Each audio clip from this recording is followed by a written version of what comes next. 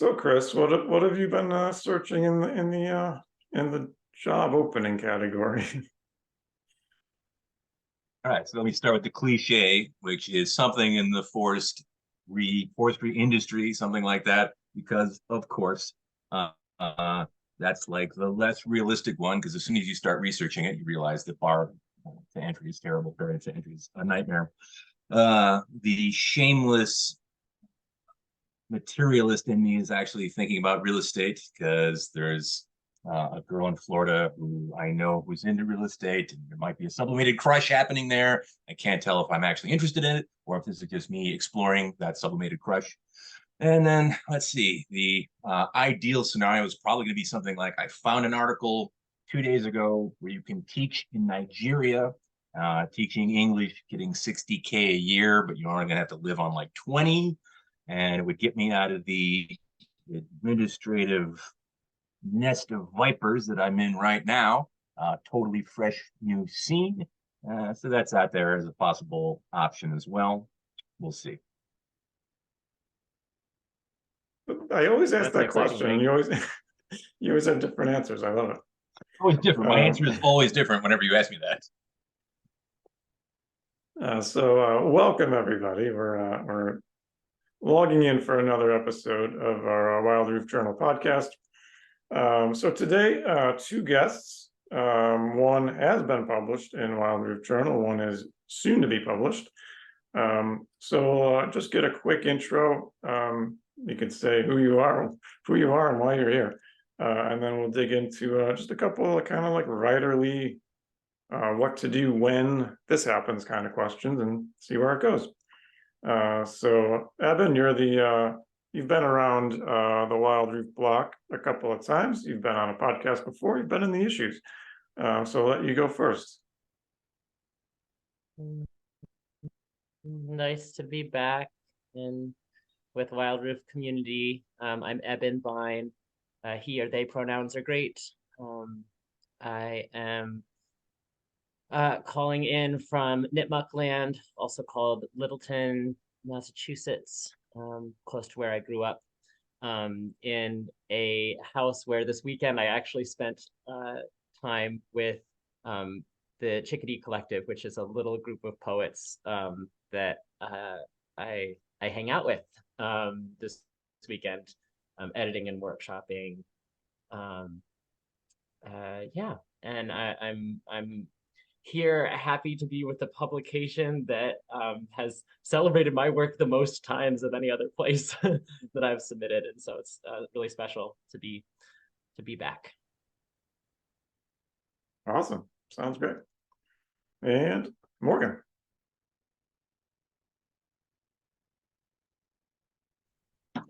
Hi, so I am Morgan Stevens. I am here in Washington, D.C., and this is the first time I'll be appearing in Wild Roof Journal, and I'm very excited.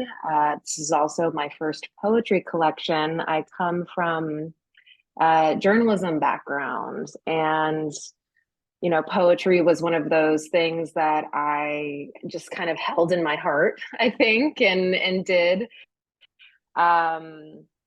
outside of what I did professionally. And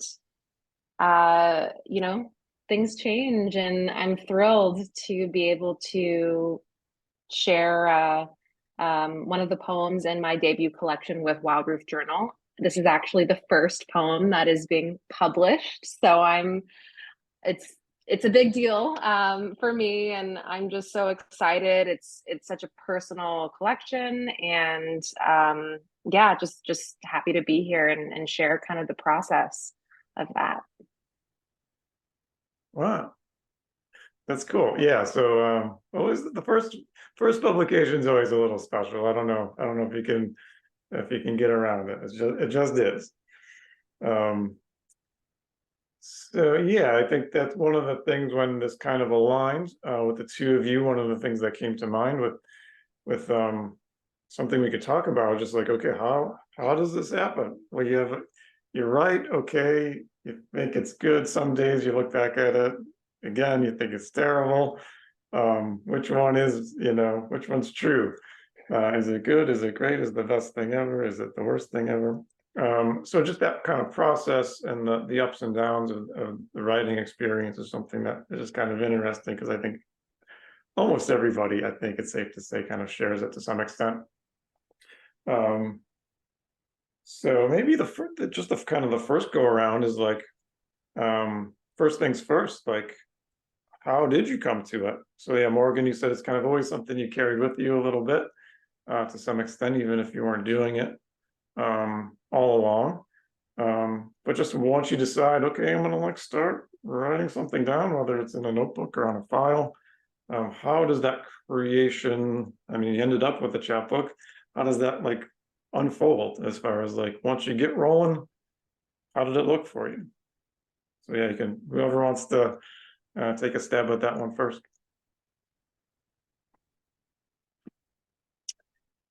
Well, I guess I'll take a stab at it.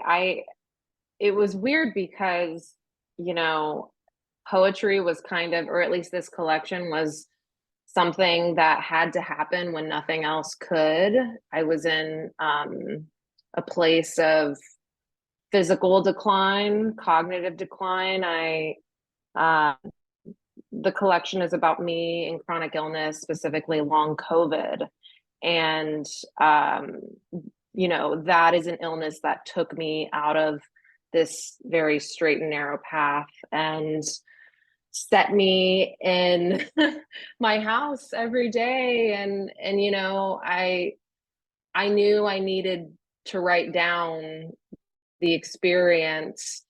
And initially, I had actually started with a memoir, and I realized soon that, not to say that I won't, you know, eventually write a memoir, but it was less visceral and it was more technical, and I wanted just to get to the heart of the matter. And I found that I would wake up in the morning and even just sitting with my phone, typing out on my, like, what is it? You know, my notes on my iPhone, that little app that we all have, I would type out poems there. And a lot of the poems, you know, ended up staying in the collection, those first ones that I was just, it was almost like this catharsis. And I'm sure a lot of writers can connect with that, I suppose, this kind of like purging of just needing to get out what I had seen and what I was feeling. And you know, a lot of the times it was surreal. So I needed to put that on pen and paper, so to speak. And so that's kind of how it started. Oh, I love Morgan, this idea. As somebody who is more of a prose writer too, I also did a sort of journalism school of sorts, and I was a teacher, a science teacher, but was like sort of in prose land, and then sort of needed the flexibility and challenge and freshness of poetry to bring new words and new orders and new rests into my sentences, to sort of match and understand some of what was emotionally going on, and to create something from that, also feels really powerful. I think, you know, I think about artists that have really changed my life, that I think from the way that they process sad things. I'm thinking about, you know, Joni Mitchell, or Sharon Olds, you know,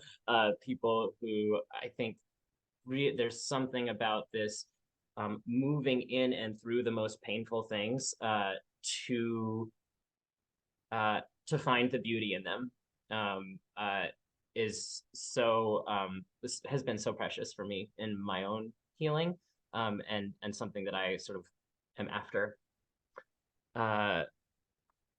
In terms of when I sort of came to poetry, though, it was somewhat earlier, not as a writer, but as a reader, in ninth grade. There was a big poetry project, and my mom was a big part of bringing me to poetry. Her and I exchanging poems, which later, when I read my piece in Wild Roof, you guys might get a glimpse of that.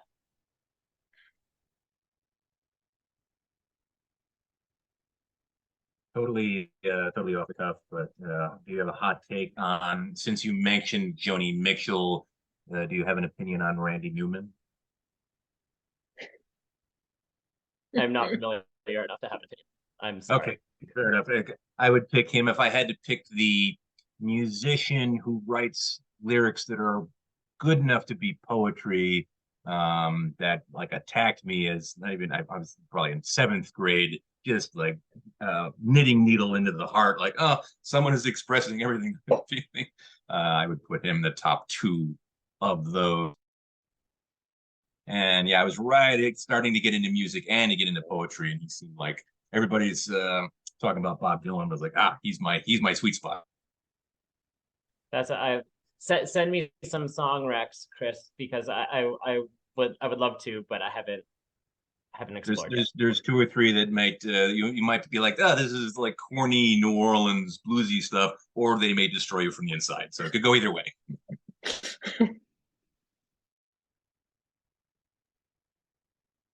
Yeah, it sounds like poetry, right? It's like, yeah, this is just kind of like it's there. It's easy to dismiss, but when it does hit you, it has an impact. Yeah,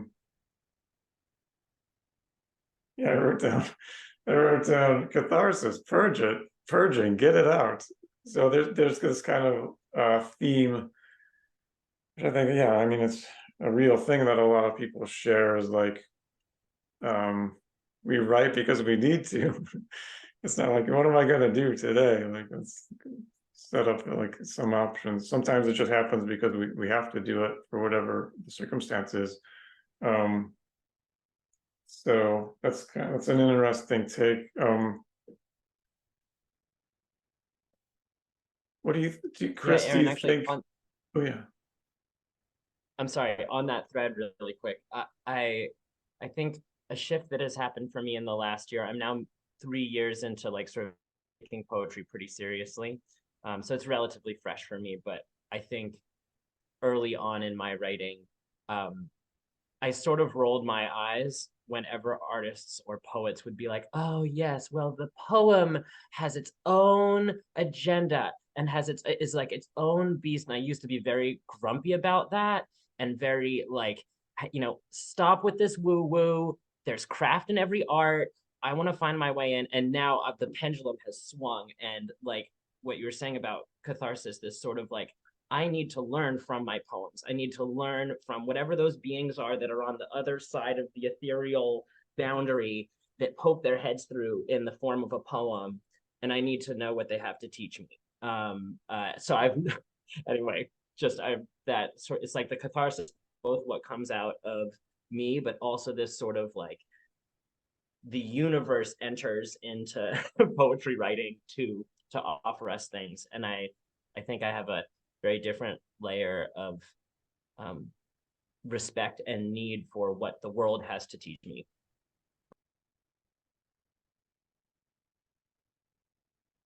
Yeah, that's fascinating when that happens, isn't it? When like, yeah, you write something and then it's kind of, you have to kind of deal with what you wrote in this kind of weird, like there's a little bit of distance between the person who wrote it and the person who's like then now dealing with it and trying to make it into something cohesive or coherent or whatever. So yeah. And I'm curious if you're coming from a journalistic background, is there either a tension or a mutual reinforcement between the style of writing, where if you're being journalistic, you're supposed to be objective, you're trying to be as literal and concrete as possible with information and how you communicate it, and then with poetry, where you might be getting something out of yourself that, again, could be from like the ethereal plane or subconscious or actual kind of spiritual energy. How do you kind of think about that in your own writing? Yeah, that's a good question. So I think, I mean, I definitely separate the two, but I think there's a little bit, people have this idea about journalism that it's very objective and non-biased, but we pick which stories we want to tell. And we have a worldview because we're human beings. And yes, there are facts. Of course there's facts, and you can't debate whether, you know, it rained today or not.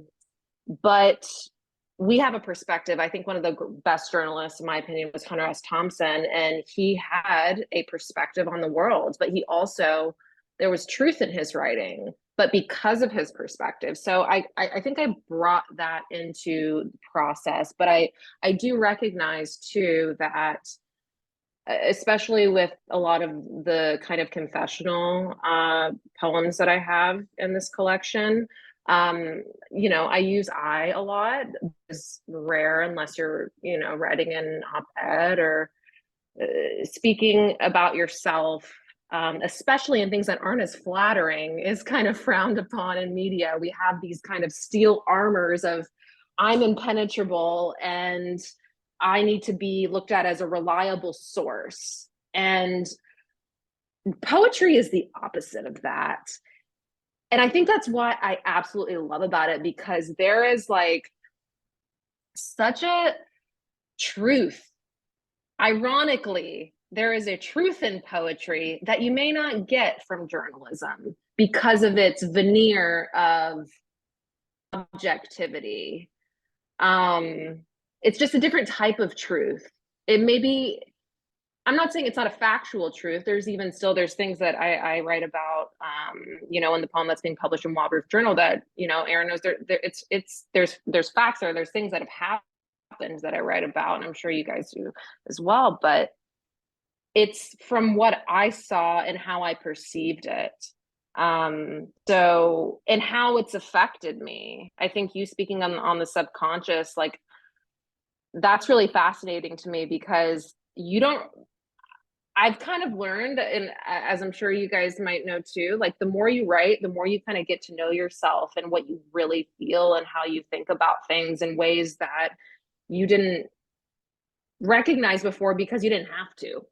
And when you're writing things, you're like, you know, the poem that I wrote, it's about my mother and the way that, you know, things might have affected me as a child. Did I think of that before you know, it wasn't something I thought about as much, but it was ingrained in me subconsciously. And so I guess that's kind of a long-winded answer to, yeah, it's different and it's risky. You know, I'm not going to say that it's not risky, because I'm still a journalist, and but I think going through the illness that I went through, I hate to say this, but frankly, I don't really care. You know, I am going to be true to my work and what I've seen and what I've experienced, because life is too short not to. So anyway.